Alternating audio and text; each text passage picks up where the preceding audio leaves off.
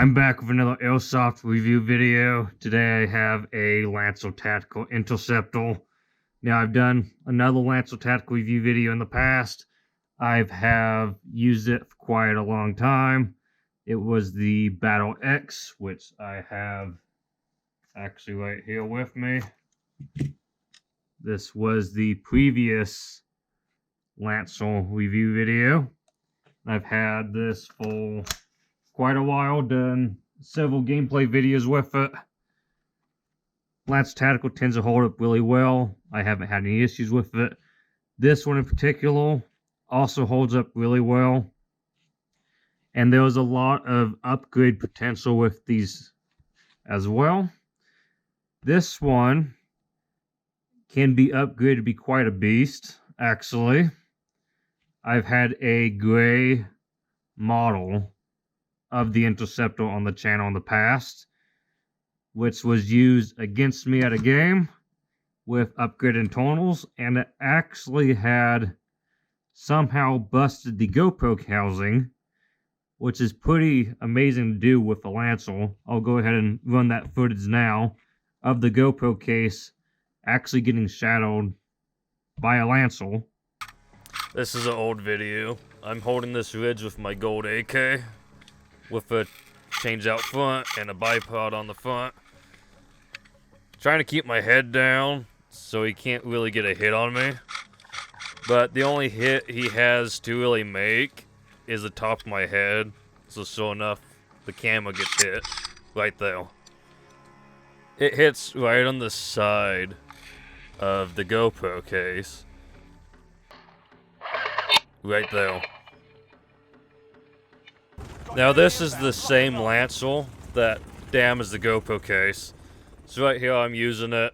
It's got a scope, bipod, and a drum mag, and a bunch of upgrades made to it. As you see, the range is really well. So there's a lot of customization options that you can do on this Lancer Interceptor. It's just getting a lot of range. I don't know exactly what's been done to this thing, as I'm just using it for a game. But yeah, there's a lot you can do with these. It was made to look like a Call of Duty gun. Which, yeah, it definitely is weird looking with the drum mag that big on it. But it has some good range, good accuracy. It's definitely fun to use. The lifespan for the stock Lancer Interceptors is about a year. I'd say this thing lasted a year that I'm aware of heavy use. And then that's when Pulse started wearing out, and then it got upgraded after that. And it worked pretty well after that. It didn't have too many issues after the fixes. I think it's a little rough nowadays, but it's had so many rounds ran through it. I mean, it's got a drum mag slapped on it, so it's been through a lot. Yeah, so these Lancers are no joke when they're upgraded. They actually have some very high upgrade potential. And I'm surprised that it can even pull that off with a heavy spring. I have no idea exactly what upgrades are in that one, but that's pretty impressive for a Lancer to actually get that hold of a hit on a BB. These rifles are very inexpensive. This one is a 35-inch rifle, and believe it or not, this one is actually cheaper than this other one I have.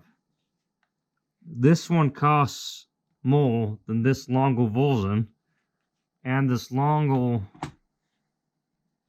Lancer also has metal pieces on the sides. This one, however, is all polymer. So I find it interesting that this one costs more when it's completely plastic. Yet this one's cheaper, and it has way more options on it for attachments. You can completely redesign this rifle with attachments. Now granted, the bipod, the RunCam, I mean not RunCam, the PEC box. I'm used to having a RunCam though. And the scope is all add-ons, which you have to buy separately. Usually my RunCam will run on top right here, or off the side. Usually, at least on my LMG, my M249, I have it right there. But for this one, I have a PEC box though. The weight, it weighs around 7 pounds, which really is not that bad. It's all polymer aside from a few metal pieces. You know the drill if you've been on the channel for a while. I like to get a little screwdriver and just hit all the metal parts so you know exactly what's metal and what's plastic. This is plastic. All these black pieces, this is all metal. Your charging handle right there is all metal. There's your hop up. It's just a basic plastic red hop up, which lancers use. This other lancer that I have has a blue one, which I actually like that better. You can kind of see it in there. There's a blue hop-up unit. I like the blue. I think this looks better. It's basically the same thing, though. At the end of the day, it's the same hop-up system Lancer uses. You also get a battery pack, a Lancer patch, which I could not find for this video. I have no idea where I put it. I stored all my patches away somewhere. It's somewhere in a bin somewhere. This is a hop-up, not hop-up, high cap magazine that you also get. So you get a pretty good bundle. You get a magazine, batteries, and the AEG. And these are extremely affordable. A lot of fields use these as their rentals. I don't know about the Interceptors, but Lancer in general usually use it as a rental because they are very affordable and they're replaceable and they work well. Now, I'd say this is still a good rifle if you've been on the field for a while like I have. I've been on the field for several years. And I'd still recommend picking one of these up, these Interceptors, because it does have really good range, and I like that it's not overly high on the budget, because it's not something I would personally run a ton. I like these little, like this one, here's the barrel, there's your stock. It's a lot smaller, by a lot. I like these little snubby guns, mostly better. But I like that this is something different than what I usually run. I usually run a Scorpion Evo. Oh, this thing. Sometimes my M249. I haven't ran this one, like, at all. I haven't even brought this one out to a game quite yet. It functions well, though. I've toyed with it. I've messed with the hop-up to make sure that this works perfectly fine out of the box. Everything's working. Like I said, I have a lot of experience with Lancer. I haven't had an issue with them. Some players do. Some players don't like them. I don't know why. It has a spot here for your sling attachment on either side. So if you're left-handed, you can swap to the other side, no problem. Your battery, we'll go back here. You push these two little nubs down on the sides. It'll sit down like this, and it'll swing out. Then you pull this backing out just like that. And then you slide your battery down in there. I got the wires in the way. Just kind of slides in there, just like that.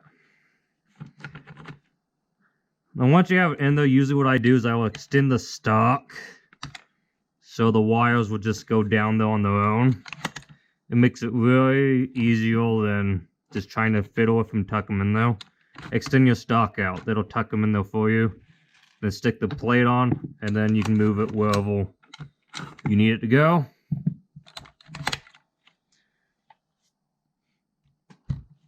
I do like that it's light, that is nice. But for this type of AR style, it really doesn't matter. I feel like this is more of a marksman rifle when it comes to AR. You can actually take the front cap off here. There was a screw on the side. I'm going to take this bipod down. It's just getting in the way so you can't see everything that's going on with this rifle. There's a screw here on the side. If you unscrew that, this front will come off. And there was another orange flash handle underneath. So you can have it look more like a normal AR. Instead of this custom front they have.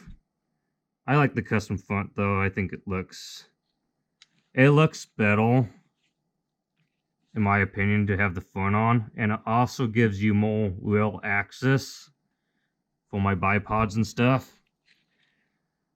The iron sights are actually good quality. So I gotta give Lancer credit for that one. Because the other Lancer tactical rifle I have, I don't have the iron sights down here with me, but I have actually, now I can't set it down because I folded the bipod. But if you see, I've removed them. It doesn't have iron sights anymore. Because the iron sights, just terrible. They were absolutely abysmal, and I hated them. I loved the look of them, but they were so flimsy, I touched it and it would close. They were just terrible iron sights. Well, this one actually has really good iron sights. I can't knock that down unless I intentionally close it. The other ones, if I hit it, it would knock down like this and would stay down because there's no wire on there. There's no spring or anything to push it back up. It just kind of fell over and it just stayed down. So this one's iron sights were terrible. Lancer did a good job here. I like these iron sights. They feel actually really solid. They kind of feel in comparison to Magpul. If you don't know what Magpul is essentially the real steel version of AR pulse and AR attachments. And this feels more on that quality. Now obviously the real stuff is going to be way better quality, but this feels on par with that. Which usually Airsoft stuff is not on par with that. And the grip also is an interesting AR design. It's thicker than your typical grips. This is kind of more of a normal design. It's got a thicker grip on the back compared to this other one. So if you got big hands, you'll probably find this grip to be very comfortable. It's very different, but I do like that it feels different than your typical M4 AR, M4 A1 style rifles. This one's very different. It's got very interesting, kind of different design to it. The back's even kind of cut a little different back here. I keep grabbing this other one, but I like using this other Lancer I have as a comparison. This back rounds off, which is typical for AR. But this one actually kind of cuts different. You can see that it's like slants up and oval. It's not rounded. So it won't be compatible with other external AR parts. So this one's kind of interesting. I like it though. I do like it a lot. This is the firing test.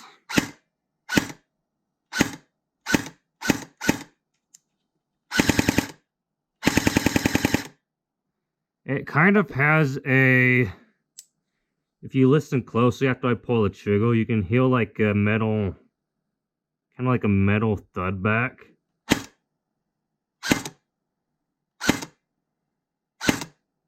Which is kind of interesting. There's like a metal ring sound.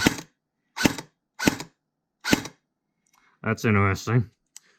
But it does shoot really good. I don't think this other one has that. I'm gonna actually check that. I don't think this other one has that. At least I don't recall this other Lancer having that.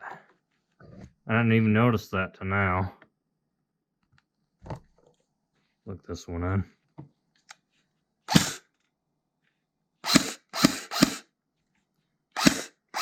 Yeah, this one's like plastic. Keep in mind, this one, again, this one costs more than this other one. Which is really interesting. Because it's all plastic to where this other one has metal pieces in it. More rail space. I'm willing to bet it has better range too. I didn't do a range comparison between the two. I mean, let's be honest, you're not sticking a scope on this other one. At least I hope not. That would look really funny. Yeah, there's like a metal.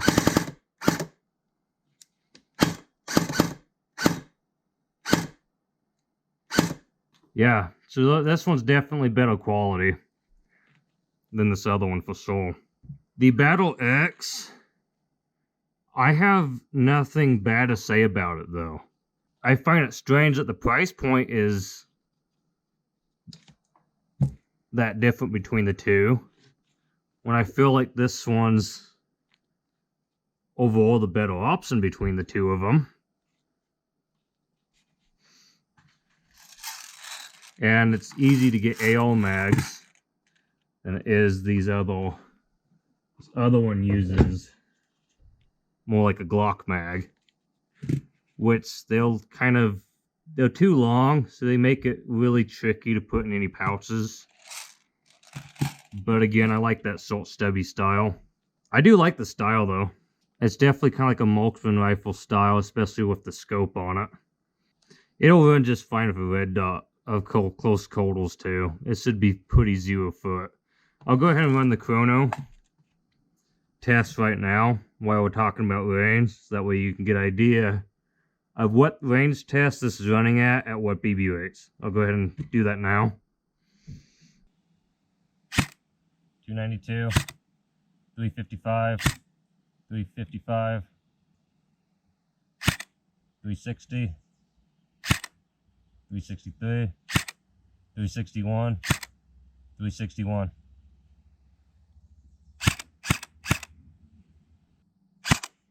297, 296, 294, 300, 296, 296.